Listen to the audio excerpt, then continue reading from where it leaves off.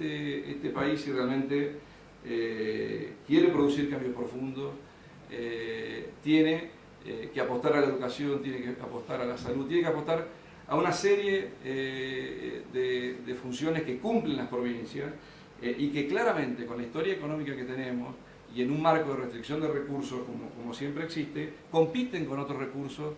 que el Estado tiene y que debe asignar. Y realmente el problema de pobreza de Argentina es mucho más grave y se expresa de una manera mucho más cruda y a su vez tiene una significación hacia el futuro mucho más grande en la niñez, no tanto en los ancianos, lo cual obviamente no hay que dejar de proteger a los ancianos, pero en alguna mesa se debe discutir de qué manera se asignan los recursos y cómo no se descuidan las funciones que en este sentido cumplen las provincias. Resumiendo, creo que en el caso del sistema previsional, el sistema previsional es un actor adicional que entra en el régimen y que hay que analizar muy bien la interdependencia que tiene cuando se analizan los cambios en la Constitución Federal o cualquier cuestión de financiamiento del Estado. Esto obviamente se agrava con la nacionalización o con la estatización de los recursos de las AFJP, porque hoy el gobierno nacional vuelve a estar en la misma situación que estaba antes de la reforma del año 93-94, pero con superávit, con mucho más recursos, porque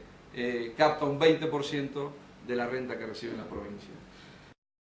Que mejoró y llegó al 10,7 en el año 1995, cuando el fondo del conurbano, el ex fondo del conurbano estaba en su plenitud. Hoy recibe menos del 7%, de cada 100 pesos que recauda la Nación, recibe menos del 7%. Obviamente la historia en todo este periodo fue distinta para los dos niveles de gobierno, como también se dijo acá. La Nación se benefició porque dejó de financiar el déficit del sistema previsional, transfirió servicios a las provincias, se benefició porque el sistema previsional hoy contribuye fuertemente con el superávit y a su vez a partir de la devaluación y del cambio de esquema económico se queda para sí las retenciones, el impuesto al cheque que se coparticipa en un porcentaje muy menor. Creo que esto obviamente ha tenido un efecto por supuesto muy grande en los resultados fiscales de cada uno de los gobiernos, y digo que estamos en una situación mucho más difícil que antes para cambiarla porque lamentablemente esta serie de cuestiones que han ocurrido han hecho que el financiamiento del gobierno nacional cada vez se base más en el superávit del sistema previsional y en impuestos distorsivos y malos impuestos como son las retenciones y el impuesto al cheque, con lo cual los primeros impuestos de los cuales habría que salir para modificar la distribución de la asignación de recursos entre nación y provincia son los más difíciles de resignar hoy porque el gobierno nacional no puede dejarlos. Esto, por supuesto, ha reforzado el esquema de falta de correspondencia fiscal que históricamente fue un problema estructural de Argentina. Las provincias solo recaudan el 17% del total de impuestos que se pagan en el país y tienen que financiar el 50% del gasto. La nación es la que recauda el otro 83% de los impuestos nacionales. Y un par de cuestiones más para tratar de ir terminando y resumiendo. Se habló de la debilidad del sistema tributario provincial. Yo creo que esto es así. Las provincias quedaron en los 90 y al inicio de la recuperación y del crecimiento económico de los 2000 con un sistema tributario que era incapaz de captar el crecimiento que tuvo la industria, porque gran parte de la industria había estado exenta por los pactos fiscales federales de 1994, y gran parte de las provincias vuelven a grabar la industria en el peor momento del ciclo, cuando comienza la recesión, cuando es lo peor que se puede haber hecho en materia de política económica en función del ciclo económico, de la etapa del ciclo, y donde además tampoco tiene oportunidad de recaudar porque la actividad económica cae. De la misma manera, como el Gobierno Nacional ha creado impuestos competitivos, como bienes personales, como el impuesto al cheque, como las retenciones, tienen un techo para cobrar los impuestos propios, básicamente, por ejemplo, el impuesto inmobiliario rural. Mientras el Gobierno Nacional ha recaudado en el año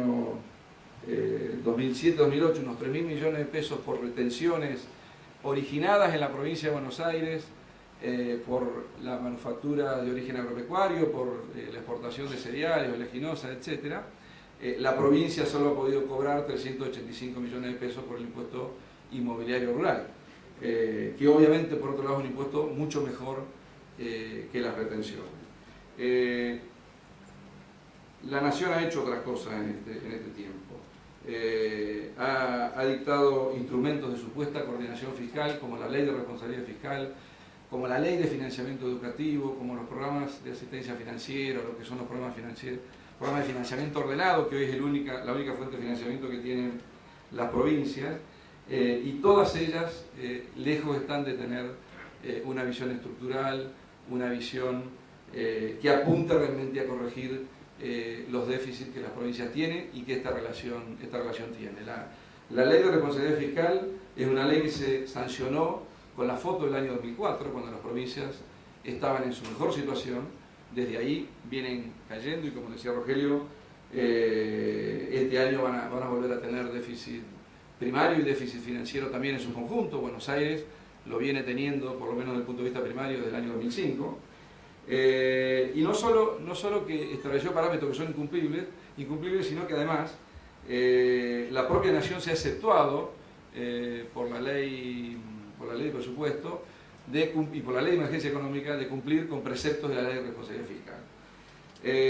La ley de financiamiento educativo, ya se explicó, centraliza decisiones, tiene objetivos absolutamente loables, pero de ninguna manera piensa ni discute las causas reales del fracaso de la educación en Argentina. Sigue habiendo una deserción importantísima en la escuela secundaria, el pasaje de la educación pública a la educación privada cada vez es mayor, y esto obviamente tiene que ver con los paros, pero también tiene que ver con la calidad educativa que las provincias no pueden brindar porque no tienen un financiamiento adecuado, y esto sin obviar que las provincias tienen que hacer